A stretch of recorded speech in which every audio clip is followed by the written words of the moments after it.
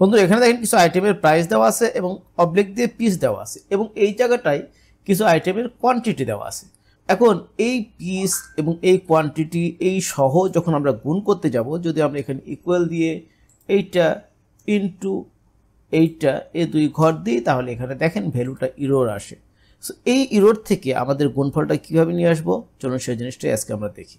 তো আমরা এখানে প্রথমে পার্সেন্টেজ দিব। পার্সেন্টেজ দেওয়ার পরে আমরা জাস্ট এখানে ম্যানুয়ালি টাইপ করব। এই যে প্রাইসটা দেওয়া আছে এই প্রাইসটা আমরা ম্যানুয়ালি টাইপ করব 2000। এবার আমরা ইনটু দিব, দেন আমরা এবার এখানে ম্যানুয়ালি টাইপ করব এই যে 12 পিস, এই 12 পিসটা আমরা ম্যানুয়ালি টাইপ করব। টাইপ করার পরে আমরা এখান থেকে এই পর্যন্ত সিলেক্ট করে আমরা কন্ট্রোল ই চাপবো। কন্ট্রোল ই প্রেস করলে এখানে দেখেন এই পর্যন্ত কিন্তু এখানে একটা সবার আগে পার্সেন্টেজ চলে আসলো এবং গুণ চলে আসলো। দেন এবার আমরা সবগুলোকে সিলেক্ট করব। সিলেক্ট করার পরে কন্ট্রোল এইচ প্রেস করব। কন্ট্রোল এইচ প্রেস করলে এরকম একটা ডায়লগ বক্স আসবে। এই ডায়লগ বক্স থেকে আমরা এখানে পার্সেন্টেজ দিব এবং রিপ্লেসের জায়গায় আমরা এখানে ইকুয়াল চিহ্ন দিয়ে দিব।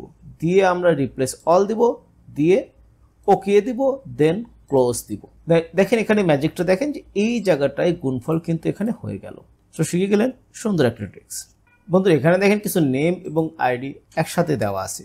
সো এই আইডি এবং নেম একসাথে দেওয়া আছে এবং এখানে আপনাকে আলাদা করে করতে হবে। সো এটা যদি আপনি এই জায়গা এখান থেকে এটাকে কপি করেন, দেন এখানে পেস্ট করেন, আবার এটাকে যাওয়ার পর এটাকে যদি কপি করে আবার যদি এখানে পেস্ট করেন, তাহলে এটা কিন্তু অনেক সময় লাগবে। সো এই জিনিসটা আমরা শর্টকাটে কিভাবে করব, চলুন আমরা সেটাই দেখি।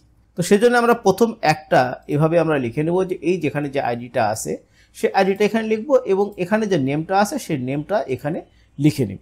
তো এবার আমরা এখান থেকে কপি এখান থেকে পেস্ট করব না, এখান থেকে কপি এখান থেকে পেস্ট করব না, কারণ সেটা অনেক সময় লাগবে বা সময় কিল করবে। এরপরে আমরা কি করব, এই জিনিসটাকে আমরা পুরোটাকে সিলেক্ট করব, দেন কন্ট্রোল ই প্রেস করব।